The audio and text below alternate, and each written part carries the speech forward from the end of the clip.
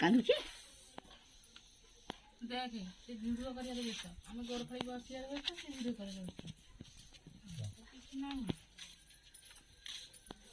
ଆଉ ଗୋଟେ ଭଲ ଗାଁରେ ଆମର କୋବି କଟା ହେଲା, ଗୋଟେ ବେଳକୁ କୋବି କଟା ହେଲା, ତରକାରୀ କେତେବେଳେ ହବ, ପୁଣି 3ଟା ବେଳକୁ ଖାଇବ, ସେଠୁ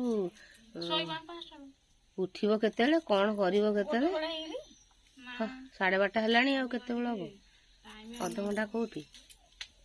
ସକାଳ 6ଟାରେ ଆଇଥିଲି, ତମ ଚୁଲି ଲାଗିଥିଲା, ଆଉ ଏଇନେ କଣ ରାନ୍ଧି ରୁନ୍ଧିକିରି ପୁଣି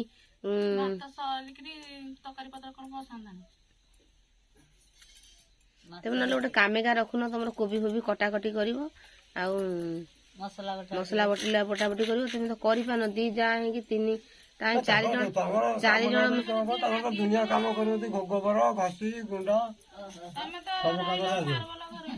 ମାରବଲ ଘରେ ନା, ଆମେ ଶଙ୍ଖ ମଲମଲ ଘରେ ଅଛୁ ନା। ଆଉ ରହିଥାଉ, ହଁ ମାରବଲ ଘରେ ରହିବୁ, ସେଇଠି ଗ୍ୟାସ ସେଇଠି ପାଣି। ଆମେ ଶୁଣ ଆମେ ଯେତେବେଳେ ଆଗରେ ଥିଲୁ, ମୁଁ ଯେତେବେଳେ ଆଗରୁ ଘରକୁ ବାହା ହେଇକି ବୋହୂ ହେଇକି ଆସିଥିଲି, ମୋର କଣ ଶଖ ମଲମଲ ଥିଲା ନା। ମୁଁ ପୁଣି 1-2 ବର୍ଷ ଯୋଉ ଚଳିଲି, ପୁଣି ସେଇ ବାସନ ସେଇ ଟ୍ୟୁବୱେଲରେ ମାଜିଲି। ତାପରେ ନା ତୁ ଦେଖିନୁ, ତାଙ୍କୁ ପଚାରୁନୁ, 2 ଜଣ ତୋ ପାଖରେ ଆସାମୀ ବହିଛନ୍ତି, ଆମ ଆସାମୀ ବହିଛନ୍ତି, ପଚାରୁନୁ। ମୁଁ ତ ଫେରେ ଆସି ସେଇଠି କରୁଥିଲି, ସେଇ ଚୁଲିରେ କରୁଥିଲି।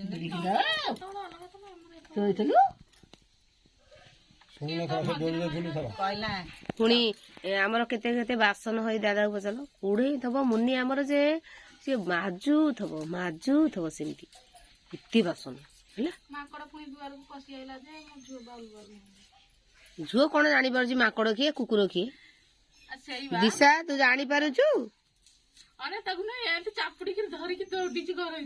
ସିଏ ଜାଣିପାରିବନି, ସିଏ କଣ ଜାଣିପାରିବ? ତାର ତ ସାପ ଆସିଲେ ସେ ଜାଣିପାରିବନି ଏଟା କଣ, ଆଉ ସେ ଖେଳିବ।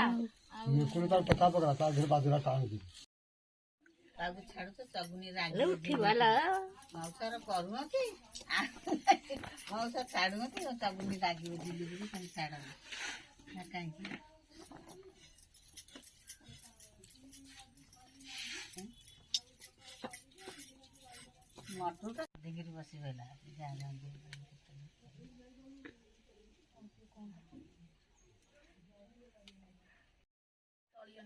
ସେ ଶୁଖୁଆକୁ କଣ ଭାଜିବୁ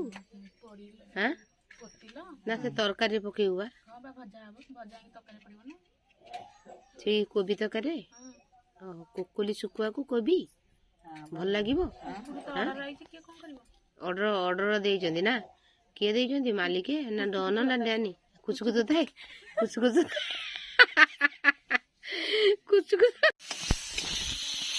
କୋକୋଲି ଶୁଖୁଆ ଭଜାକୁ କୋବି ପଡିକି ତରକାରୀ ହବ।